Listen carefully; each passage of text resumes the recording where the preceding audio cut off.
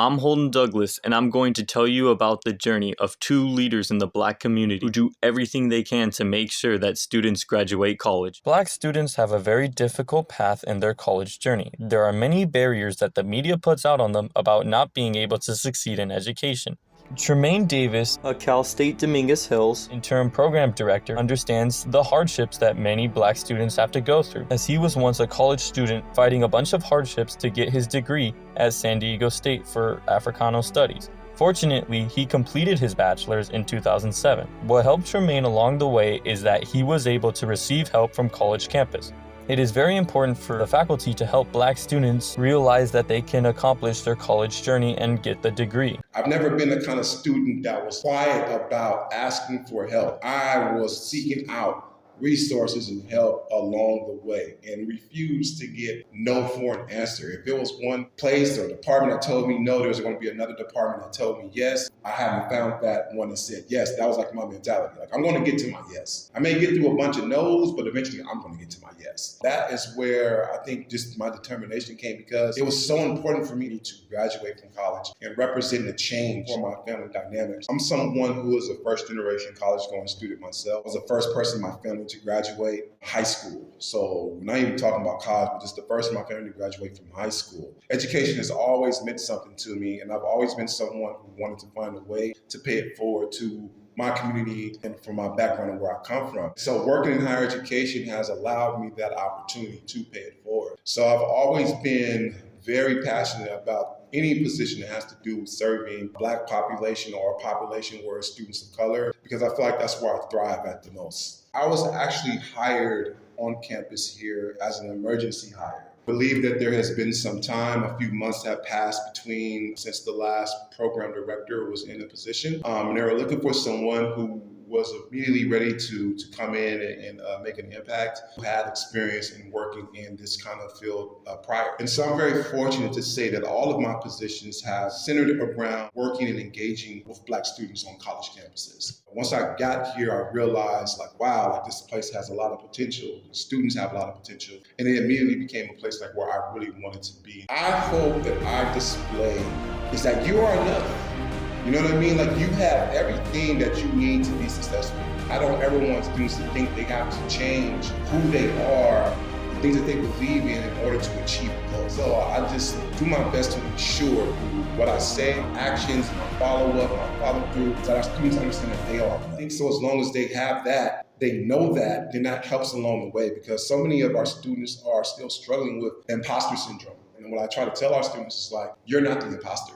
The person that made you feel that you was inadequate, that's the imposter. The imposter syndrome means being unworthy of success. And what Tremaine is trying to say that students should not feel this way about their own abilities. They should be proud of themselves, but it is actually the media will put out many negative narratives that will put down Black students. Anytime there was any kind of information that was being shared about Black students, it always was from highest dropout rate, lowest reading performances, highest or disproportionate prison rates. There was always a correlation between Black students who drop out versus Black students who are now in jail or in prison. There's always that kind of connotation, or Black students didn't want to learn, Black students did not have the capacity to learn. It was always this narrative that was happening when I was growing up. And it's the things that I was learning was a complete counter to that. I was learning about scholars like Huey P. Newton and Malcolm X and Marcus Garvey, and Dr. King graduated early with his PhD when he was 25 years old. Everything I was learning about education and how it's being presented to me, if you are Black and you come from a certain environment, why are you wasting your time trying to gain education? That just bothered me, because I know from my family dynamic, the reason that we were in a certain area is because there was a lack of education. I just felt that was a quick correlation between what was the issue. That was the narrative. And I think for me doing this work, I'm trying my best to change it. I would like the public to understand that the whole concept of knowledge, of how we know it to be today, started in Africa.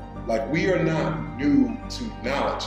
In fact, we were the ones that taught knowledge. I think there is important lesson for all of us to understand. There needs to be a better understanding about where knowledge itself comes from and how it's been spread across this world, and understanding that Black folks hold the key to that originality of how we learn to this very day. I think Black excellence, when we talk about education, showcase that. It's showcasing yourself, because that's a part of our DNA. That greatness is a part of Black folk DNA. Erin Jones is the program coordinator of the Black Student Resource Center at Cal State Dominguez Hills. She graduated UCLA in 2019 with a bachelor's in Africana Studies. She has also made the journey in completing her degree despite society being against her. She shares a first-hand experience she lived through at UCLA, which showed what society was depicting of Black people. When I had got to UCLA, I met different people from different backgrounds. Like, I had enjoyed my experience so far until maybe like a month into my experience, they had threw like a blackface party. So I actually saw people put black paint on their face and like had like fake chains and like jewelry and like all the things. And this is why I realized media plays such a big role in what your perception of how other groups operate, because those were the stereotypes that in a lot of media that they chose to dress up as. Like I said, like chains. They had like stuff there, like girls, they stuffed their like butts and different things like that. And I saw them like walking across campus to Fraternity Row. And I was like a freshman, I'm like 18 years old. It's like my first semester there. And I realized that at that time, media played such a role in perceptions, because when it came to stereotypes and what they perceived Black people to be and wanted to dress up or cosplay, and that's what they did. While Erin saw how the media stereotyped Black people, she realized the best way she can help combat this narrative is if she helps students get an education. When I was in school, I never had a Black Resource Center. So I didn't have a space to go and just hang out and receive resources. I had to find a place to not feel like a number on campus and to feel like a person, but all the spaces had different focuses, and I didn't get to just enjoy one for just like my identity and what I look like and things that are important to me. I would try to find like academic spaces or maybe like residential spaces, but never, I didn't have like a center just focus on students that look like me. And then I had to seek resources. Like, I had to go out and go to fairs and figure things out and piece things together. When I found out that Dominguez Hills was advanced enough to have different cultural identity centers and have a Black Resource Center and have a space where students can collectivize and hub and build community on campus just for what they, identify as and look like, I thought that was amazing. And, unfortunately I didn't get to experience it as an undergrad, but seeing it as an adult, I'm just happy to contribute. I think students showing up in the space is important, because Black enrollment at most predominant institutions is still low. And I think not being in the space at all or not matriculating and graduating and like low retention rates is a big problem right now when it comes to African American students in colleges. I think the best thing that Black students can do in terms of fighting stereotypes and being in school is just actually being in school, focusing on school and graduating, and then contributing to higher ed space, because honestly the presence is lacking. We have maybe like 3 to 5, max 8 to 7% of Black folks, and what that looks like, that's 8 out of like 100 people. And we need to up those numbers if we really want to combat stereotypes. Erin wants her students to know that they are special and are destined to be great in their lives. She believes that the path to success is within them.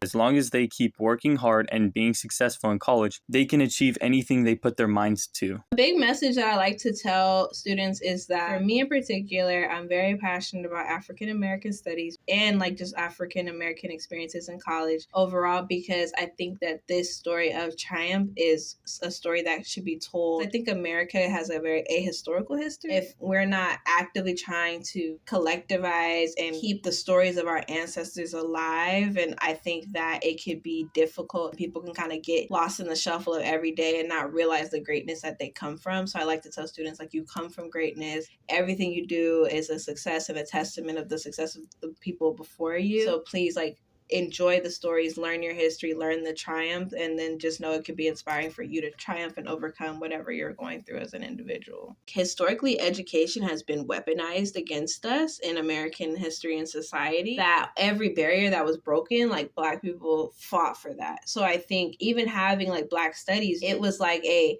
cultural movement that students fought to have their cultural experience identified and recognized in school. Everything that we've built and contributed to education has been a fight. We've never just been able to show up into the space and learn. It's been fighting cultural and emotional and social battles to get to school, to stay in school, to study ourselves in school. And so when Black students are able to overcome that and succeed, it's really special because it's really highlighting like your personal things that you've overcome, probably generational gaps that you've overcome. For Black students in particular, highlight the specific struggle that our culture has been through, our people have been through, and our individual students are going through, and to see that people do overcome. There is happy endings, people get their degrees and they're successful. It's a special, unique story of triumph. For students to triumph and achieve excellence in Black education, they must receive guidance. Tremaine Davis and Aaron Jones are two people who want to help the next generation succeed and change the stereotypes that the media puts out.